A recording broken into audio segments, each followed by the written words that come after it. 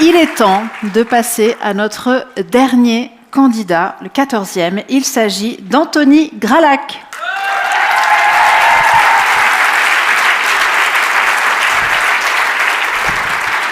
Il y a toute une équipe là qui a plein de cartons avec des noms différents à chaque fois. C'est très impressionnant. C'est super chaud. Ouais.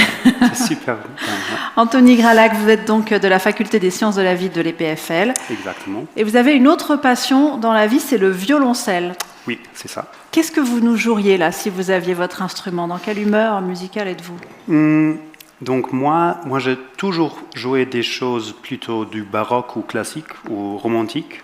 Donc je pense que ça serait plutôt Bach ou Brahms ou Dvořák peut-être. Très Mais bien. si je joue un morceau comme ça va être plus long que 3 minutes. Ah, Ouais. c'est dommage, j'allais vous proposer, mais bon, tant pis, alors on le fera, ça sera pour l'after. Exactement.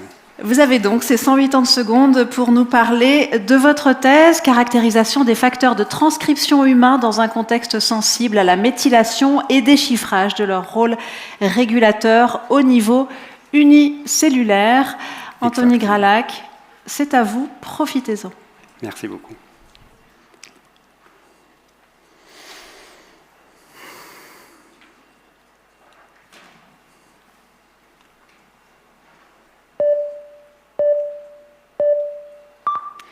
« 30 000 milliards.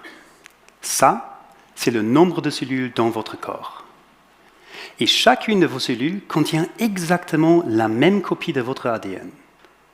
Mais alors, si l'ADN ne change pas, comment se fait-il qu'une cellule au bout de mon doigt soit si différente d'une cellule, par exemple, dans mon cerveau? Cette question me fascine. Et pour y répondre, le mieux, c'est que je fasse une analogie. Imaginez qu'une cellule est une ville vivante, avec ses routes remplies de voitures, ses bâtiments imposants, ses parcs vibrants de vie. Au plein cœur de cette ville imaginaire, il y a une bibliothèque.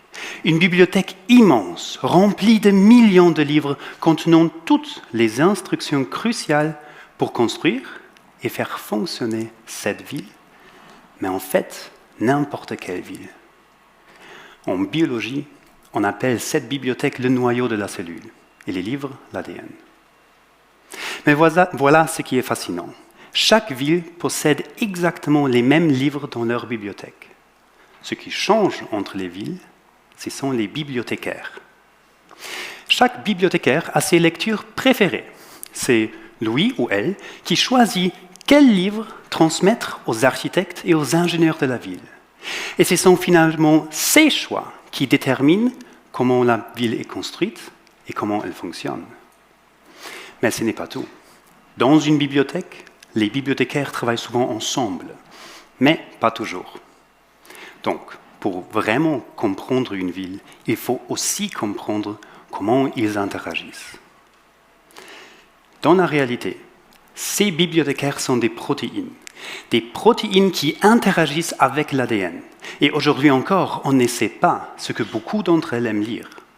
Alors, comment le découvrir? Dans ma thèse, j'utilise quelque chose comme des minuscules pinces pour figer l'interaction précise entre une protéine et l'ADN. Ensuite, grâce à une série de manipulations expérimentales, j'identifie quel fragment d'ADN a été attrapé. J'apprends ainsi ce que cette protéine aime lire et avec qui elle aime travailler.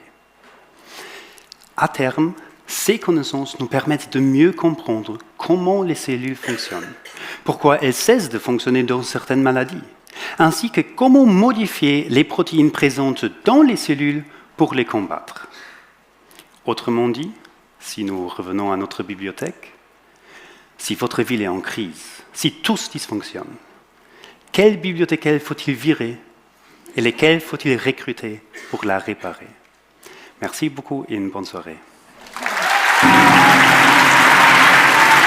Merci Anthony.